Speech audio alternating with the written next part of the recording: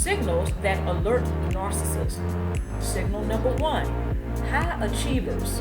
These are the non-pathological narcissism. Okay, this is non-pathological narcissism. So this is a person who is not self-absorbed.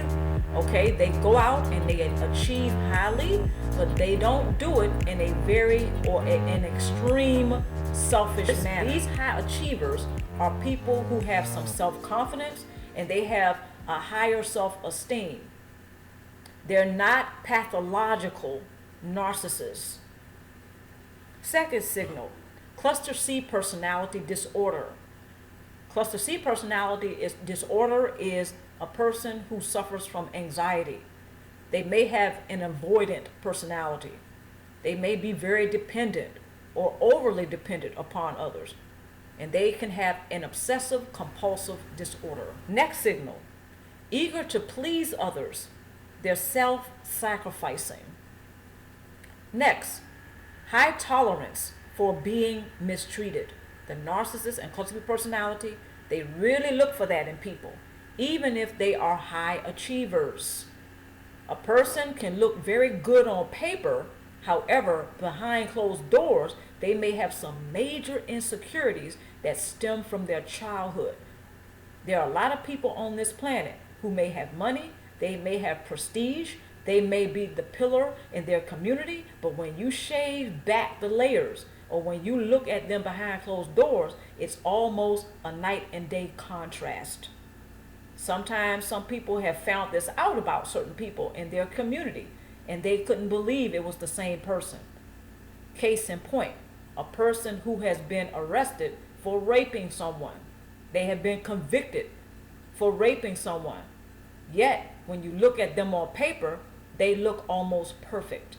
They were a pillar of their communities. They went to church. They had great paying jobs, like six-figure or better, right? They had a great career. They have a college degree. They may even have a master's, so on and so forth. However, they've been arrested for raping someone or maybe even murdering someone. We've all heard the stories. So a person who is a high achiever does not necessarily mean that he or she doesn't have major insecurities or problems behind the scenes that the narcissist will use against him or her. Identity crisis. Isolated. Traumatized. A person who's already been traumatized is a person that a narcissist likes to sink his or her teeth into. It sounds disgusting, but usually it's very often the case. A person has already been broken down a little bit by being traumatized. So the narcissist and cluster B personality, they don't have to work as hard to tip them over the edge. A person who has a low self-esteem, a person who lacks personal boundaries. This person doesn't know how to assert him or herself, or they usually handle challenges in a passive manner. They don't defend themselves. They don't usually speak up for themselves when they're being done wrong. The narcissist and cluster B personality loves to sink his or her teeth into people like that. So a person who lacks personal boundaries is a person who does not have a strong defense, and they usually have a weak sense of self. And sometimes, like I stated before, they have an identity crisis. They really don't know who they are, yet they can look very good on paper. They can have college degrees. They can have a great career. Okay? They can be the pillar of their community. And some people mistakenly think that a person who looks great on paper must be a person in private life who has it all together. And I'm here to tell you that's not always the case. The predatory nature of narcissists has a love for the sport of hunting for targeted prey. Those who behave codependently may or may not be aware of certain signals that he or she are sending out, which tells the narcissist that they are primed for source supply. When a narcissist tells a person not to ever change, it's a warning, not a compliment. So let's think about this for a minute. When the cluster B personality and the narcissist pays a person some sort of compliment, first of all, it behooves the person to not believe it. Okay? Because the narcissist and the cluster personality has a predatory nature. So they are hunting targeted prey for sport, which means when they set out their traps and when they set out the pitfalls for him or her, they will do and or say anything in order to get the targeted prey to be ensnared or entrapped or caught. So when the narcissist pays a person a compliment, it's almost like they're baiting them and they're setting them up, only to pull the rug out from up under him or her, only to make them fall or meet a certain demise. Okay, so really the narcissist and cluster personality, it behooves a person that whenever he or she pays them a compliment, to beware and don't believe it. The narcissist and cluster personality is only loyal to their false self-image. Those who behave codependently may not be aware of the signals that they're sending out, which tells the narcissist that they are primed for source supply, which means the narcissist is salivating at this point. And they're thinking of all types of ways to ensnare that person, which means they can pay them all types of compliments and not mean one word. The narcissist may not wish for others to change who do not pose as any threat or challenge to their false self-image. More than likely, signals have already been detected by the narcissist that you are primed for source supply. However, you can still save yourself from further harm. Your advantage is that the narcissist is possibly convinced that he or she has you right where they want you in order to obtain source supply. So the narcissist may think that they have you right where they want you in order to obtain the source supply. But again, that's your advantage, especially if you can see that he or she is being deceptive, manipulative, and they are practicing all types of manner of evil in order to get the source supply. So a person has to be quite intuitive, and also they have to trust their own instincts in order to make sure that they have the advantage. So when the narcissist begins to pull shenanigans, he or she is not fooled at all. Even if the narcissist thinks that the person is primed for source supply. So when they give off a particular signal and the narcissist has detected those signals and they have determined that they are primed for source supply, they will try to ensnare that person. So before it's all said and done, that person who is the targeted prey, they may be subjected to certain shenanigans of the narcissist. Okay, and this may or may not cause him or her emotional stress or trauma. However, it behooves a person to be very aware of the signals that they're putting out, because the narcissist and the cluster personality, they are watching.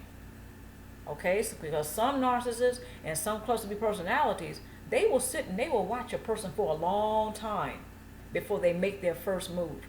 It sounds kind of scary, but when some of you think about it, either you have gone through this before or you know someone who has.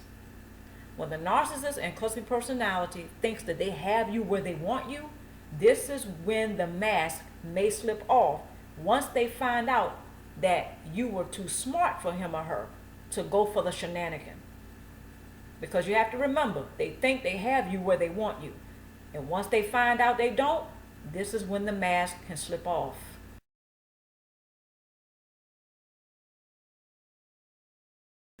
Okay, all right, let's move forward. Tool number 1, practice personal boundaries, assertion, emotional discipline, and self-preservation in order to obtain more confidence in yourself, raising your self-esteem.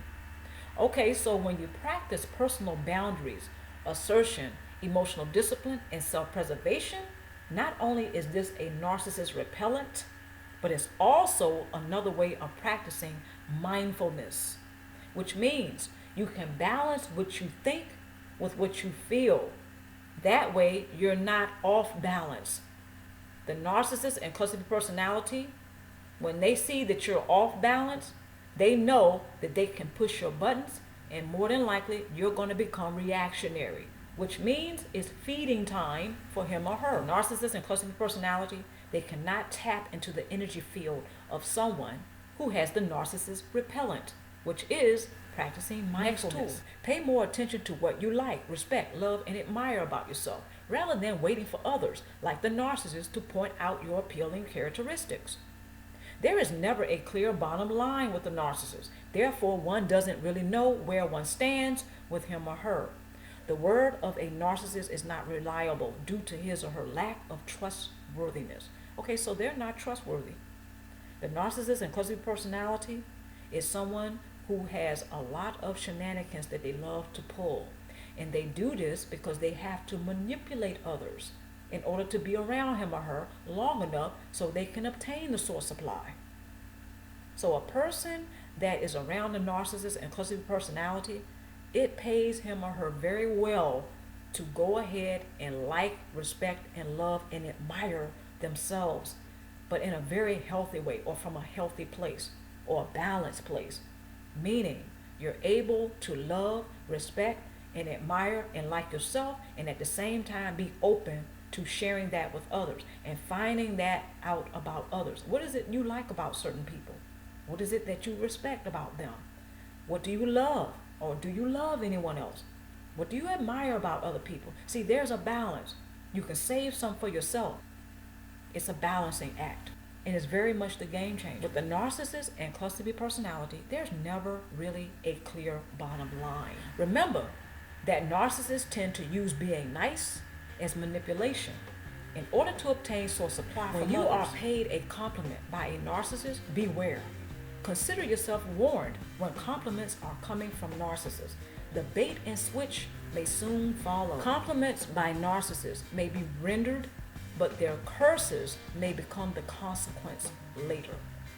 Okay, so the compliments may come now from a narcissist, but later down the line, you may pay the consequences for believing their compliments. They believed the narcissist when they were told by the narcissist that they were loved. They believed the narcissist when they were told that they can be trusted, only to find out later that neither of these things were true. So yes, the compliments may be rendered, but the curses may become the consequences later. Narcissists and cluster B personalities will attempt to curse people. And I don't mean just using foul language and profanity. See, they curse people by calling them names such as stupid, lazy, or whatever else that is very unfavorable, okay, or unpleasant. They character assassinate. That's another way that they attempt to curse people.